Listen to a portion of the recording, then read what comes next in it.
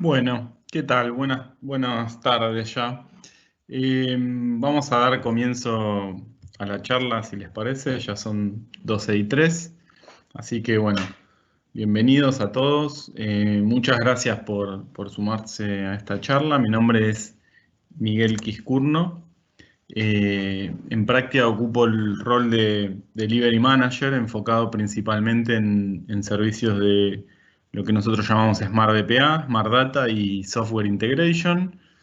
Smart BPA tiene que ver con principalmente automatización de procesos y de negocio, y con mucho énfasis en RPA. Quienes siguen estas charlas por ahí me habrán visto dar varias relacionadas con RPA. Después, lo que tiene que ver con Smart Data son servicios que arrancan desde la gestión del ciclo de vida del dato, pero también implementación de plataformas de analítica y servicios de ciencia de datos y machine learning en general. Y lo que tiene que ver con software integration, bueno, es eso, integración de software, implementación de plataformas de integración, etcétera. Y hoy vamos a estar charlando sobre multiexperiencia, que es un tema en donde la integración tiene un rol muy importante. Pero antes de eso, les cuento muy cortito, brevemente, acerca de Praxia, una slide nada más. Somos una empresa de tecnología de capitales argentinos. Tenemos filiales en 9 países de Latinoamérica y de España, presencia regional. Y ya estamos casi por cumplir ahora, dentro de poquitos meses, 25 años de historia, así que estamos muy contentos. Eh, y bueno, a mí me toca estar en el equipo de tecnología.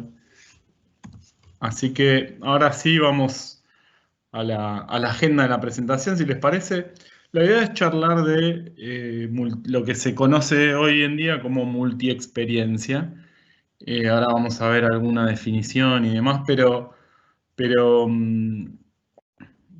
también lo vamos a comparar con lo que muchos por ahí conocemos como omnicanalidad, porque son dos temas que están bastante relacionados. No son exactamente lo mismo, pero guardan bastante relación. Después vamos a estar eh, pensando un poco y describiendo qué arquitecturas soportan esto que llamamos multiexperiencia. Son arquitecturas complejas, no son triviales. Los que hayan participado en la anterior charla que di de arquitecturas Mesh, por ahí recuerdan algo, y si no, bueno, vamos a refrescar algunos conceptos. Y después vamos a estar charlando de algunos productos y herramientas que hay hoy en el mercado que cubren bastante bien esto de multiexperiencia. Y luego vamos a terminar con el cierre y algunas recomendaciones para todos aquellos que estén interesados en implementar este tipo de metodologías, de tecnologías. ¿Está bien? Pero bueno, ¿qué es multiexperiencia? Y arrancamos, yo en general siempre arranco con alguna definición de alguien, de algún erudito. Hoy nos toca Gartner. Y lo que dice Gartner que, perdón, el término de multiexperiencia se refiere a las distintas permutaciones y modalidades, táctil, voice, gestos, eh, que un dispositivo y una aplicación pueden interactuar con el usuario, ¿está bien? A lo largo de lo que llaman el Digital Journey. El Digital Journey es el camino por el cual el usuario o nuestro consumidor, digamos, nuestro cliente, el consumidor de nuestro producto, va interactuando con nuestro producto o versiones digitales de nuestro producto, ¿está bien? Entonces, lo primero que nos viene por ahí a la cabeza es que vivimos en un mundo que es cada vez más digital. O sea, eso no hay discusión. Hay empresas, hasta las más tradicionales, hoy tienen presencia no solo en la web, sino en redes sociales, y productos que se complementan con alguna componente digital. ¿Está bien? Entonces, estamos en un mundo además donde esto está explotando, tanto productos como tecnologías que nos permiten interactuar con el software y con los productos de manera distinta. Algunas son tecnologías que ya están establecidas, otras son tecnologías nuevas que aún no se encuentran establecidas, pero que de acá a un futuro no muy lejano lo van a estar. Ejemplos de estas modalidades, tecnologías, etcétera, tenemos desde chatbots que se pueden usar para atención al cliente, para reclamos, consultas, software de realidad aumentada, que nos permite, usando el celular, acceder a más información a partir de escanear o fotografiar o enfocar algún elemento con la cámara. Realidad virtual para hacer entrenamientos, viajes virtuales, etcétera. Entonces tenemos como mucha explosión, ¿no? de estos dispositivos. Entonces, eso un poco nos da la pauta de por qué nosotros en Praxia, y creo que nosotros también abarca mucha más gente, empresas, etcétera, que no son parte de Praxia. En particular, Gartner dice que al menos para el 2021, al menos un tercio de las compañías van a estar desplegando alguna plataforma multiexperiencia, principalmente para soportar desarrollos móviles, web, transaccionales y realidad aumentada. También esto es Estados Unidos, no es Argentina. Nosotros seguramente iremos un poco más lejos, llegaremos un poco más tarde, perdón, pero vamos a llegar, digamos. Nosotros hoy no es atípico en Argentina encarar proyectos de realidad aumentada, ni interactuar con interfaces conversacionales, ni hacer software que interprete texto, imágenes, etcétera. Es algo, no sé si lo vemos todos los días en todos los sistemas, pero se ve seguido, digamos, ¿no? Y hoy hay muchas plataformas en el mercado que cubren todos estos casos de uso. Eh, Algunas vienen de hace años ya, arrancando con lo que se conoce como low code, o plataformas de bajo código o de poco código, no sé cómo sería la traducción al español, pero son plataformas que permiten desarrollar sin codificar, digamos, ¿no? Sin tener que programar en Java, Net, Python o algún otro lenguaje, sino más bien arrastrando cajitas, configurando flujos de manera visual. Entonces, muchas de estas ya vienen de hace años trabajando con este tipo de plataformas y van incorporando facilidades para desarrollos mobile, desarrollos web, etcétera, y ahora incorporan en algunos casos otros, digamos, funcionalidades para realidad aumentada y demás. Destacable por ahí los productos de Kony, Mendix, Appian, Pega. También hay vendors más conocidos en el mercado como Microsoft, IBM, SAP, Oracle, que tienen sus productos y muchas veces su stack de producto. Entonces es importante para nosotros por toda esta explosión que estamos viviendo, no solo en productos, herramientas, frameworks, sino también en los puntos de contacto entre los usuarios, los consumidores de los productos y, y el software, ¿no? Y nuestros productos, básicamente. Entonces, bueno, ¿qué tipo de modalidades? Algo contamos, pero vamos a pensar un poquito de qué hablamos cuando hablamos de modalidades o touch points, ¿no? O puntos de contacto, para usar la palabra o el término más español. Nosotros básicamente se pueden agrupar en 4 categorías. Aplicaciones móviles, que son aplicaciones estándar para iOS, Android en general, que pueden correr sobre teléfonos o sobre tablets, pero que También pueden ser internas de la compañía o pueden estar expuestas, digamos, en App Stores públicos como el Apple Store, el App Store de Apple, perdón, o el Google Play. Play Store me quedé en el tiempo, ¿no? Eh, Muchas de estas herramientas, muchos de estos desarrollos se hacen usando herramientas low code, como mencionaba antes, sobre todo las que por ahí son más sencillas y eh, no requieren un uso extensivo ni validación extensiva. Normalmente, como uno tiene que cubrir más de una plataforma, Android, iOS y distintos tipos de resoluciones y distintos tipos de versiones del sistema operativo y demás, las herramientas low code lo que permiten es hacer desarrollos que uno pueda ir portando a, a distintos sistemas operativos. Después tenemos el no para nada despreciable conjunto de aplicaciones web, ¿no?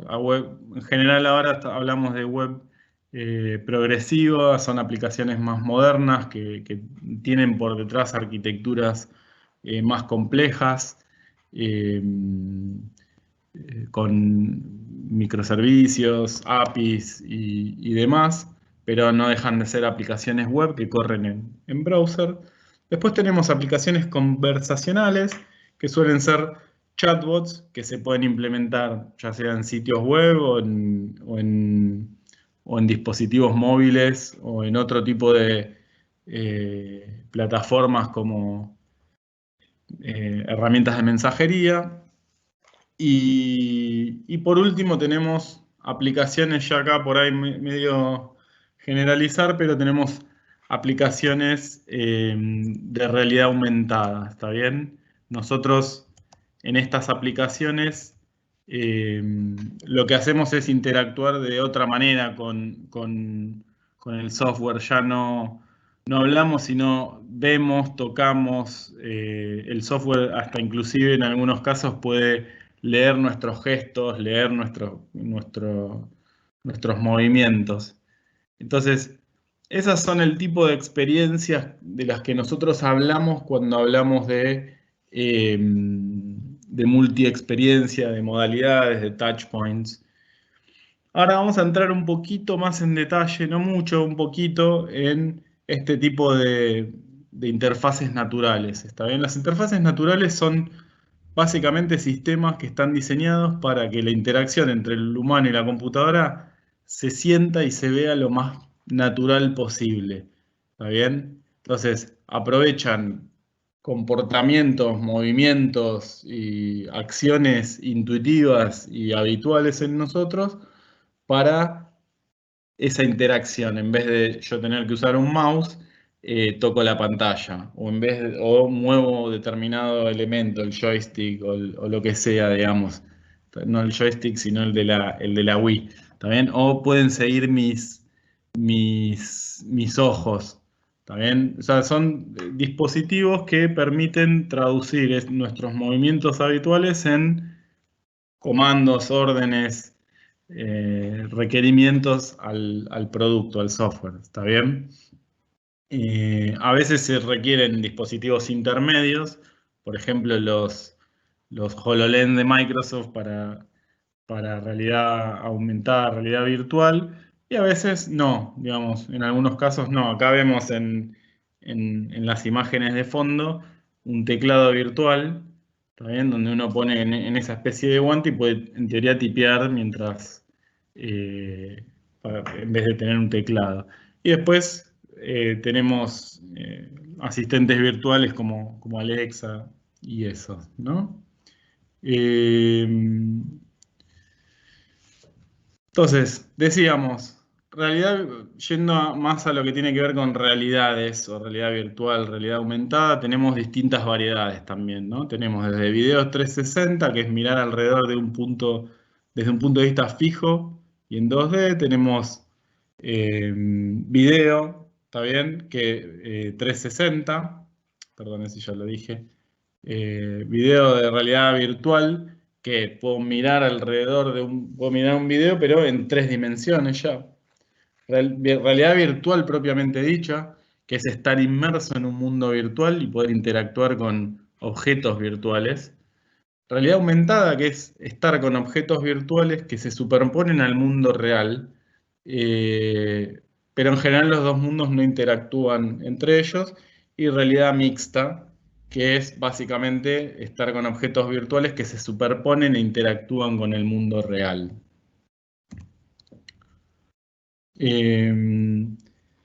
Entonces, acá vemos en la foto, digamos, un ejemplo de alguien que está con una tablet mirando en un rincón de su casa, oficina, lo que sea, cómo entra, cómo calza una silla. También este es el tipo de ejemplos para los cuales nosotros usamos realidad aumentada. ¿Está bien? Y hay muchos otros casos relacionados en manufactura, desde el ensamblaje, donde uno puede señalar partes necesarias y mostrar una animación de las acciones que se requieren para ensamblar, o en temas de mantenimiento y reparación, si yo quiero eh, tener un experto que pueda colaborar a distancia, indicándole cómo hacer las cosas a un determinado operario. Para entrenamiento, o sea, las aplicaciones de realidad aumentada se usan mucho en casos de entrenamientos, eh, etcétera. Digamos, la cantidad de usos es bastante amplia. Acá tenemos otro ejemplo de entrenamientos, que es un caso bastante conocido, donde Boeing usó tablets y realidad aumentada para entrenar operarios en la línea de ensamblado. Y el resultado que obtuvo fue que versus modalidades anteriores de entrenamiento, redujo la tasa de error no solo durante el entrenamiento, sino que también durante la posterior operación. Digamos, una vez que los operarios fueron entrenados, eh, mejoró disminuyó la tasa de error. Y acá tenemos otro tipo de ejemplos de interfaz de asistentes virtuales. También los asistentes virtuales son agentes de software que realizan tareas o servicios en nombre nuestro, digamos, o por nosotros.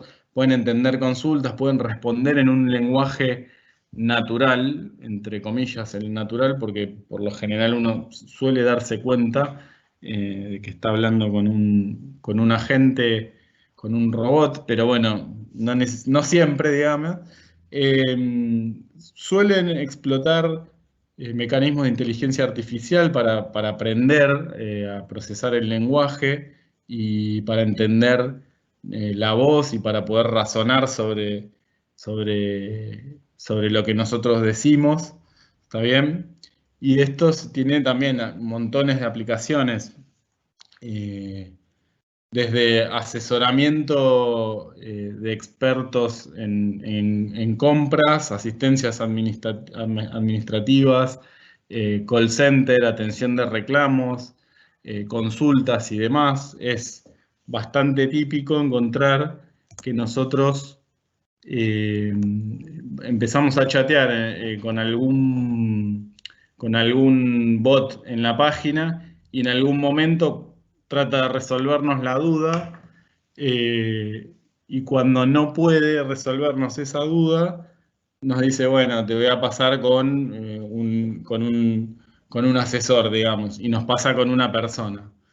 ¿Está bien? Eso es bastante típico. Lo que logras con eso es disminuir la demanda sobre las personas. O sea, tomás y por ahí le resolvés el pedido de manera rápida con algún robot, la persona no necesita hablar con alguien. Y en general la gente suele preferir no tener que hablar por teléfono cuando tiene un problema que resolver. ¿Está bien? Acá el ejemplo que estamos viendo operar es un ejemplo que además tiene que acceder a los sistemas propios de la empresa. ¿Está bien? Entonces, en el desarrollo de este tipo de software, los chatbots y muchos otros que después vamos a ver, muchas veces uno necesita integrarse con el software que uno tiene dentro de su ecosistema. Y ese software no siempre está preparado para integrarse. También esa no es una complejidad menor. Es algo con lo que nosotros tenemos que poder convivir. También eso lo vamos a charlar en un ratito cuando hablemos más de temas de arquitectura. ¿Está bien? Ahora, ahora vamos a hablar un par de minutos nomás, no mucho, de eh, omnicanalidad. ¿Está bien? Uno cuando empieza a hablar de eh, multiexperiencia, lo primero que a uno le viene a la mente es, bueno, che, pero esto es omnicanalidad. También esto es lo que yo entendía por omnicanalidad, que es que sea más o menos transparente cuando algún cliente interactúa con nosotros por un canal o por otro, digamos, ¿no? Y tratar de mantener esa fluidez. Bueno, guarda relación con eso, ¿está bien? Yo si pensamos un poco en esta definición de omnicanalidad que nos da Wikipedia, al parecer el término omnichannel viene del enfoque customer centric de Best Buy en su momento, en 2003, hace más de 15 años ya tirando a 20. Entonces, básicamente el enfoque lo que decía era, bueno, se estructuraba con el cliente en el centro y tenía por objetivo básicamente unificar los medios de atención al cliente y que si el cliente iba a una filial o iba a hacer una compra online, la experiencia sea parecida, o sea, similar y pueda continuar el mismo proceso. ¿Está bien? O sea, no tener que si yo compré en la filial, en la sucursal, tener que ir a, no sé, devolver el producto a la filial. ¿Está bien? Quiero poder eh, interactuar desde cualquier ambiente en el que yo me mueva. En ese sentido tiene relación con lo que nosotros hoy estamos hablando de multiexperiencia. Eh, y hoy, si nosotros miramos, el término omnicanalidad se usa en muchísimos mercados. Se usan mucho en retail, por supuesto, pero también en servicios financieros, en healthcare, en telcos.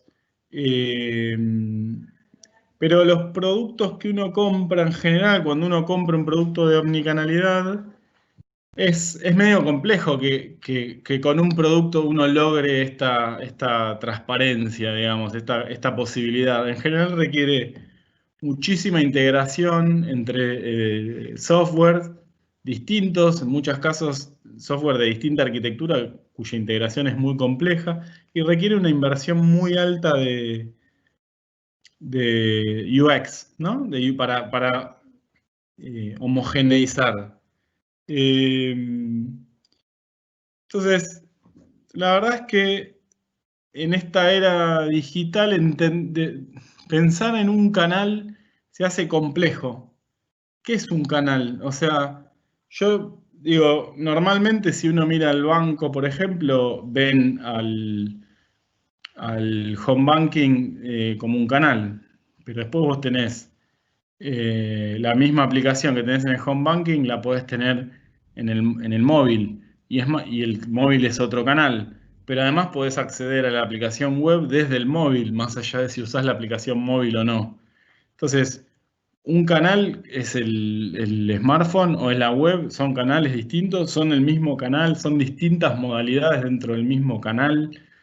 ¿Qué son los chatbots, no? Porque vos un chatbot lo podés podés hacer una aplicación web e incluir un chatbot. De hecho, entras a muchas páginas de retail o de bancos o de lo que sea y tenés el chatbot ahí que te pregunta qué querés hacer, como veíamos hace un par de slides atrás.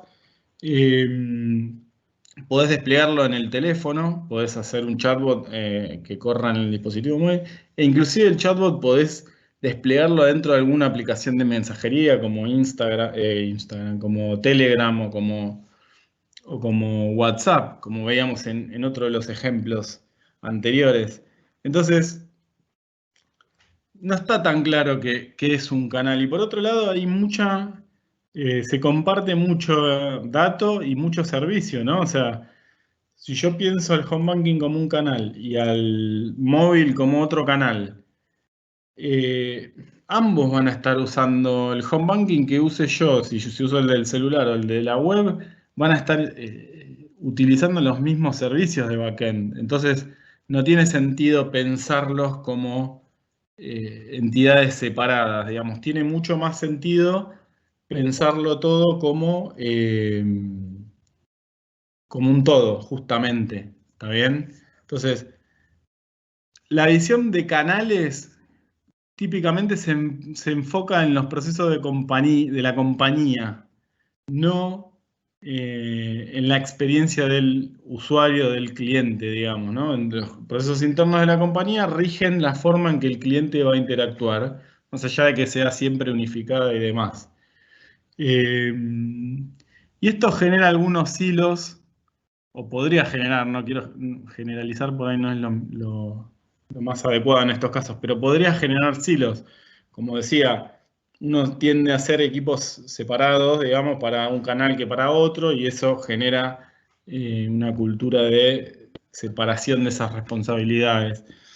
Normalmente se requiere mucho esfuerzo de integración, porque si uno compra una herramienta de omnicanalidad, en realidad está comprando algo para poner por encima de su ya existente arquitectura. Entonces, eso es complejo, digamos, ¿no? Entonces, lo que se habla mucho ahora es de poner el foco en el digital journey, el recorrido digital, o bueno, como lo queramos llamar, que es básicamente el camino de todas las interacciones que nuestro cliente, nuestro usuario, el que consume nuestro producto, tiene con nosotros como empresa, como producto, y cómo hacer para que eso sea lo más fluido, transparente, etcétera. Antes del auge de las redes sociales, eran pequeñas las variaciones que uno podía tener de interacción, digamos. Por ahí tenías web, tenías que el cliente vaya on-site a comprar o lo que sea, y ahí terminaba. Tenías avisos publicitarios, tenías 3 o 4 momentos en el que el cliente interactuaba con el producto. Hoy tenemos montones, es muchísimo más complejo, digamos, ¿no? Entonces, ¿cómo hacemos para gestionar toda esa complejidad? Eh, es bastante dificultoso. Entonces, acá es donde entran en juego las arquitecturas que yo mencionaba antes para soportar multiexperiencia. Si alguno de ustedes participó en la charla anterior que di yo de arquitecturas modernas, arquitecturas mesh, ya por ahí este gráfico les suena familiar, pero básicamente se trata de un tipo de arquitectura que permita desarrollar aplicaciones pequeñas de propósito específico.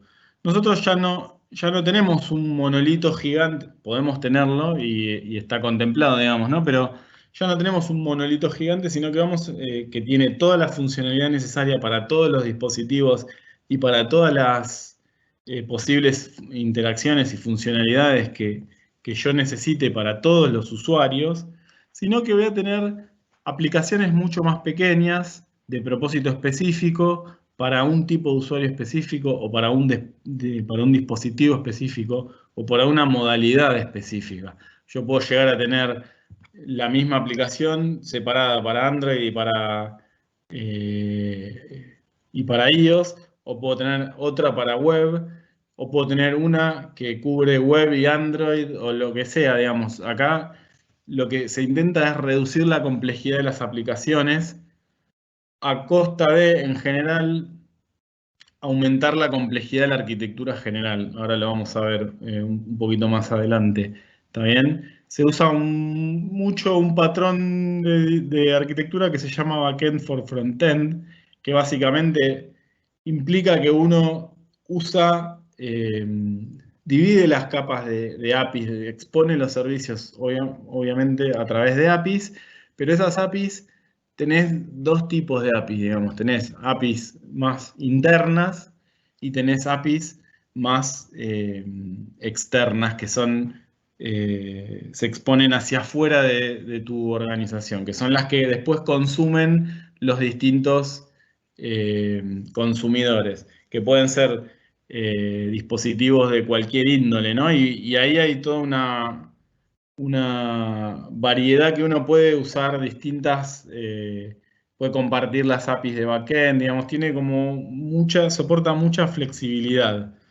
Entonces, en general, si uno tiene bien armada la arquitectura, los desarrollos suelen ser más rápidos porque uno ya cuenta con todos los servicios y está desarrollando funcionalidades muy pequeñas. En algunos casos, un feature puede ser una aplicación, o sea, a ese nivel, y entonces puede obviamente sacar funcionalidades más rápido. Acá tenemos otra vista de eso mismo que estoy hablando y podemos ver que, por ejemplo, yo tengo una aplicación que tiene distintos tipos de dispositivos, consumen distintas APIs y luego tengo una capa de mediación entre las APIs, las outer APIs o las APIs externas y las APIs internas, que son lo que acá llama multigrain, o sea, son de múltiples granularidades o de muchas posibles granularidades. Ya no hablamos solo de microservicios, no necesitamos que sean todos microservicios. Podemos tener acá adentro algunos monolitos que expondrán algunas funcionalidades en forma de API y que la capa de mediación se encarga de entregar, filtrar en muchos casos si hace falta o procesar de alguna manera para que la capa de APIs externas sea lo más independiente posible de la implementación que nosotros tenemos por debajo. ¿Está bien? Entonces, esas APIs se pueden compartir, no necesariamente una API es para un tipo de específico de dispositivo, pero también puede pasar, digamos, eso depende mucho de la estrategia y de la arquitectura uno, que uno defina, ¿está bien? Pero acá lo que tenemos es un poquito más de detalles sobre cómo es esa mediación, digamos, ¿no? Nosotros tenemos las outer APIs o las APIs externas que consumen a las APIs internas. Y en el medio, en general, uno pone una capa de mediación que se ocupa de manejar la seguridad y los accesos, de hacer el monitoreo, el manejo del tráfico, filtrar los payloads si hace falta, hacer transformaciones de datos o de formato,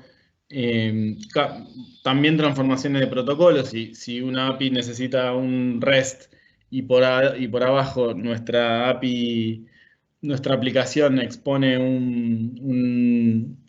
con el protocolo SOA, bueno, la capa de mediación se ocupa de hacer esas transformaciones.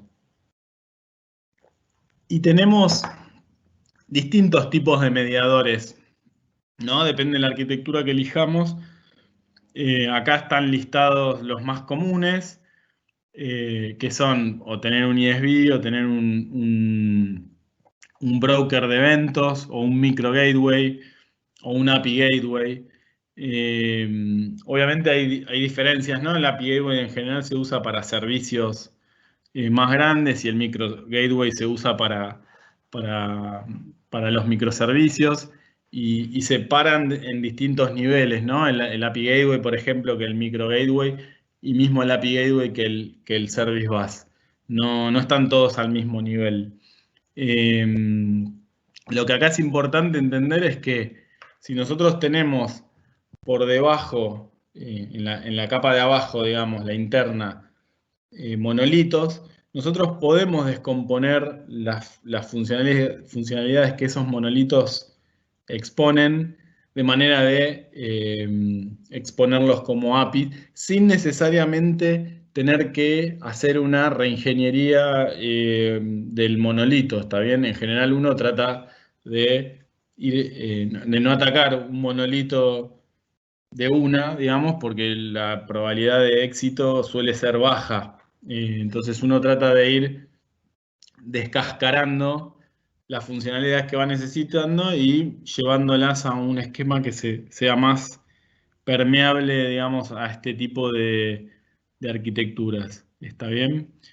De nuevo, solo para refrescar, ¿por qué estamos pensando en este tipo de mediación entre APIs? Bueno, porque estamos hablando de multiexperiencia y estamos pensando en un escenario en el que nosotros tenemos múltiples tipos de consumidores de la funcionalidad backend nuestra. No sé, si tenemos un chatbot que se ocupa de atender reclamos, por ejemplo, ese chatbot va a tener que acceder al historial del cliente que está llamando para reclamar. ¿Está bien?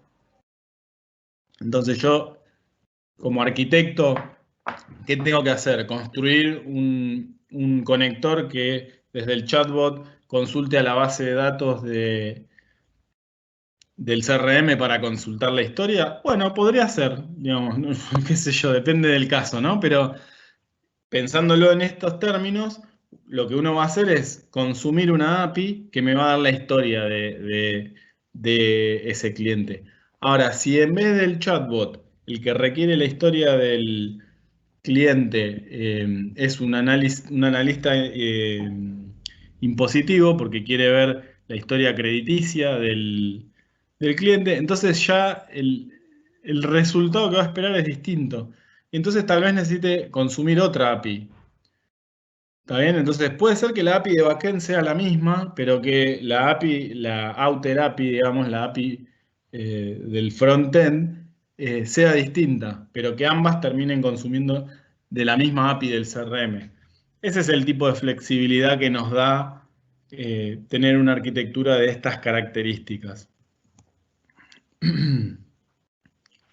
Acá entonces vemos un poquito lo que comentaba recién. Nosotros tenemos adentro la arquitectura externa, digamos, es la arquitectura que envuelve todo, pero además cada microservicio, si nosotros tenemos microservicios, tiene su propia arquitectura, que será como define el arquitecto que esté desarrollando esos microservicios.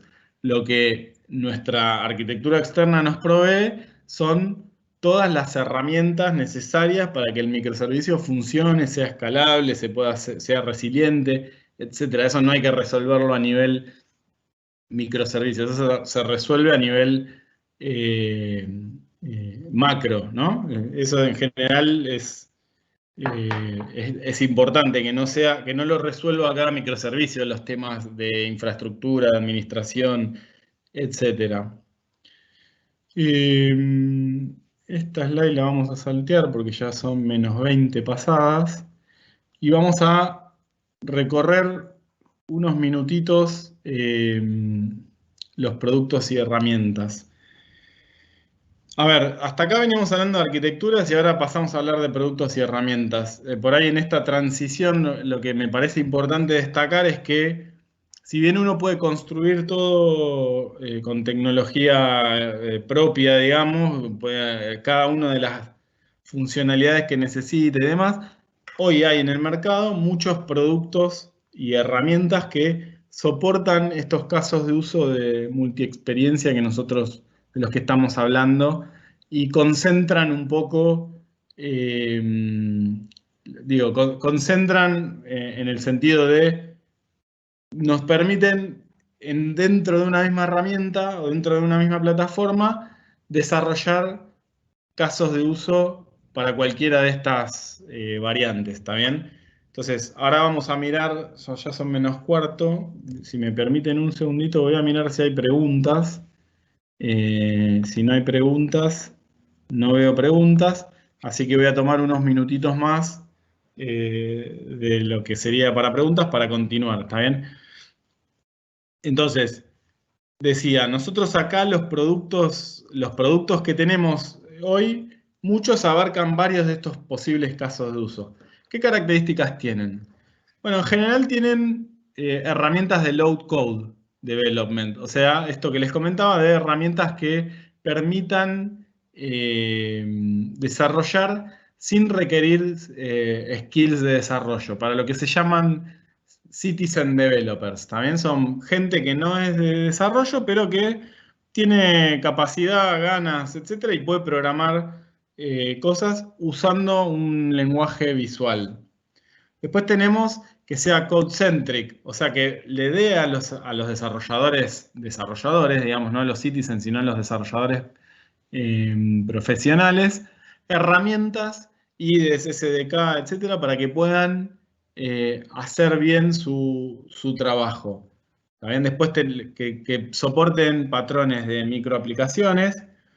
Eh, Microaplicaciones es lo que decíamos antes, ¿no? Aplicaciones más pequeñas que tengan que puedan acceder a servicios de backend, que es la otra capacidad que vemos del otro lado. Después, que permitan arquitecturas masa. Recordamos, masa es Mesh Architecture and Service, Mesh Application and Service Architecture. Que provee herramientas de monitoreo y analítica de cómo se usan las aplicaciones, si se usan, no se usan, que nos permita conectarlo con servicios de inteligencia artificial. Esto es, mucha de estos casos de uso de los que nosotros estamos hablando se apoyan en poder interpretar el lenguaje, interpretar imágenes, etcétera. Son típicos servicios que uno consume en la nube de servicios cognitivos, también o de machine learning. Si tu plataforma no te permite invocar a estos servicios, tenés que hacerlos vos. Y en muchos casos se amerita y en muchos otros no. Soporte para prácticas DevOps. Esto termina siendo poder automatizar el empaquetado, el despliegue, poder tener una práctica de integración continua o de delivery continuo, que en este tipo de arquitecturas complejas, si no, nos puede condenar al fracaso. ¿Está bien? Y después, bueno, obviamente soporte a lo que es realidad aumentada y realidad virtual, que brinde las herramientas necesarias para poder implementarlo y que tenga capacidades de workflow y orquestación de procesos, lo que muchas veces se conoce como BPM o IBPM en su versión más moderna. Entonces, nosotros acá ya son -4, así que vamos a pasar más rápido por esto. Seleccionamos 4 productos que están como en el cuadrante de líderes de Gartner, que es una referencia para nosotros. El primero es OutSystems. Provee una plataforma de desarrollo multiexperiencia full stack. Soporta muchos escenarios. Tiene mucho foco puesto en lo que es herramientas low code. Y los casos de uso donde más se destaca es en desarrollo web, de aplicaciones web modernas y en desarrollo de aplicaciones móviles. También tiene una arquitectura que es extendible, con conectores y demás. Después tenemos Mendix, que es otra de las herramientas que Gartner cataloga como líder y está más enfocada que el resto en los citizen, ¿está bien? Pero también provee para los professional developers. Implementa una arquitectura masa, ¿está bien? Y lo que es, no sé si es curioso, pero sí, para mí es curioso, es que tiene un partnership bastante fuerte con SAP e IBM, que también ambas tienen sus propias plataformas o productos o stack de productos de multi-experiencia. Así que eso a mí me parece curioso. Después tenemos Connie. Connie está más enfocada en el mercado financiero principalmente. La compró hace un tiempito una empresa que se llama Temenos, que es de software para bancos. Pero es muy fuerte en desarrollos móviles Eh, Tiene mucho foco también en desarrollos low code, eh, pero al venir del mundo banca, digamos, o financiero, se apoya mucho en temas de manejos de APIs y sobre todo para servicios de backend, ¿no? Que es muy típico en las arquitecturas de bancos principalmente. También implementa Masa. Y la última es Progress. ¿Está bien? Progress también tiene para desarrollos móviles y para Progressive Web Applications. Te permite desarrollar chats. Tiene mucho foco en lo que tiene que ver con integración de datos, conectores y capacidad de transformación eh, sobre datos. Y es muy integrable, muy extensible con respecto a otros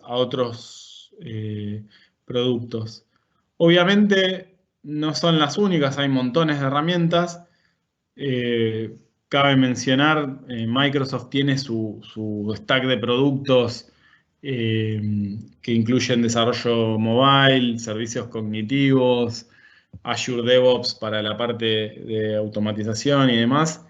SAP tiene lo propio, Appian, Salesforce, IBM.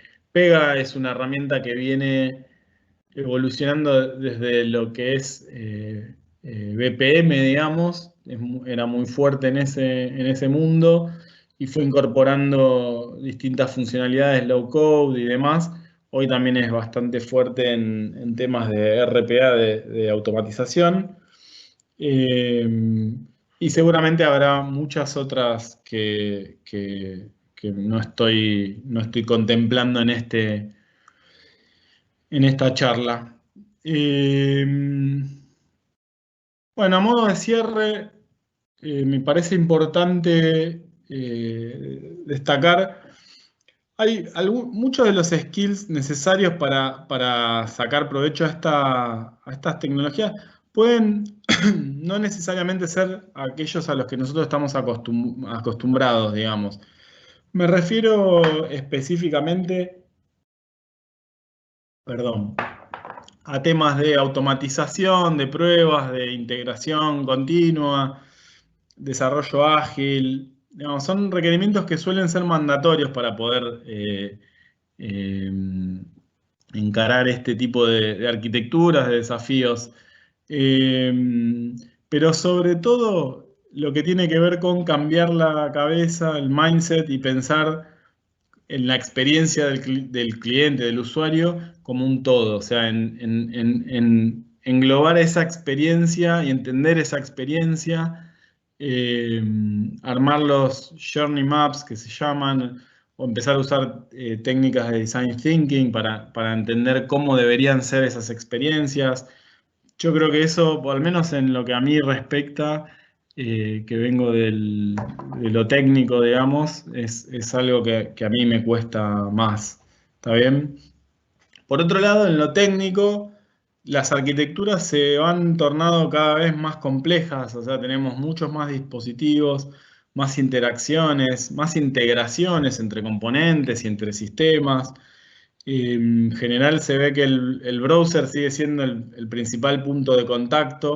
O sea, si un usuario tiene una computadora a mano, seguro va a elegir el browser a otros medios. Pero bueno, obviamente mucho crecimiento de las aplicaciones móviles eh, y están empezando a crecer mucho lo que tiene que ver con chatbots y lenguajes naturales hablados, ¿no? Voz principalmente, más allá de imagen, video, etcétera. Eh, la verdad es que si tenemos conocimientos en arquitecturas web y arquitecturas móviles, mucho del conocimiento que tenemos lo podemos reaprovechar para encarar otro tipo de desarrollos en este ámbito de multiexperiencia, porque termina siendo mucho trabajo de invocar APIs, integrar, armar una arquitectura global que incluya otros aspectos por ahí, pero muchos son problemas conocidos en lo técnico. También si uno arranca teniendo experiencia en desarrollos mobiles y web. Digo, desarrollos pensados en una arquitectura compleja, ¿no? No una página sencilla, sino invocando servicios APIs y demás de múltiples sistemas y ese tipo de situaciones. Y algo que también es importante destacar es que es fundamental la mentalidad de automatizar. O sea, acá en estas arquitecturas probar una funcionalidad es muy, muy difícil porque uno prueba una experiencia, ¿no? Y esa experiencia muchas veces es más compleja que una aplicación o que una funcionalidad de una aplicación.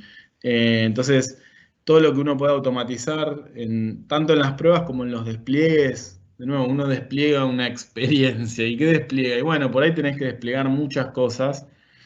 Por ahí tenés la trazabilidad de eso es compleja. Entonces, es importante la automatización de todos los procesos que nosotros hacemos manuales. Que por otro lado, si uno tiene experiencia en microservicios y demás, es el mismo contexto, ¿no?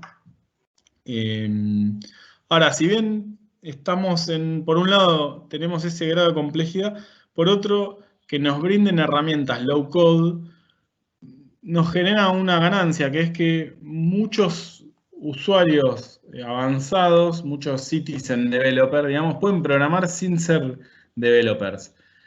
Eso nos abre otros problemas que no vienen dentro de esta charla, pero nos ganamos algo que es mayor poder de desarrollo, ¿no? Entonces no hay que renegar de eso, no hay que tratar de controlar a los usuarios en su creatividad. Después sí, en lo que tiene que ver con las despliegues a producción y demás, esa es otra historia, pero ahí yo creo que hay una ganancia.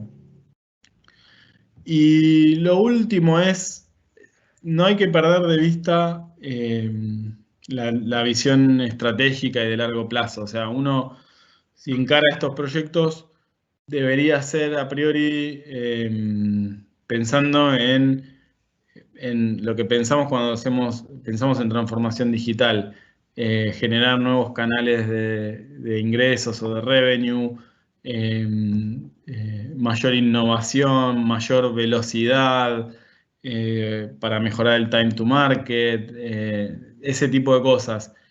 Sin eso, sin esa visión estratégica, como que pierde sentido embarcarse en todo esto. Ahora, con esa visión, embarcarse es puede llegar a ser muy, muy, muy conveniente. Lo que es importante es entender cuál es la mejor forma de medir el valor, ¿no? De esta experiencia de usuario, que no siempre es tan sencillo y obviamente depende mucho del contexto. Bien, ya quedan 5 minutos. Estaba revisando si hay preguntas. Veo que no hay preguntas, así que solo me queda agradecerles por el tiempo.